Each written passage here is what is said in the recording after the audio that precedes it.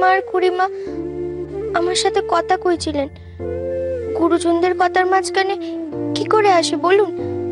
তাই একটু দেরি হয়ে গেছে।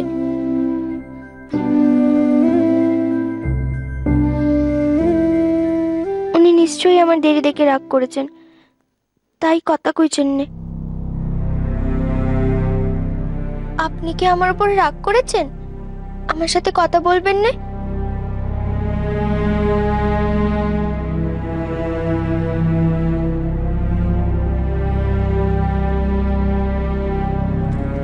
শুনছেন?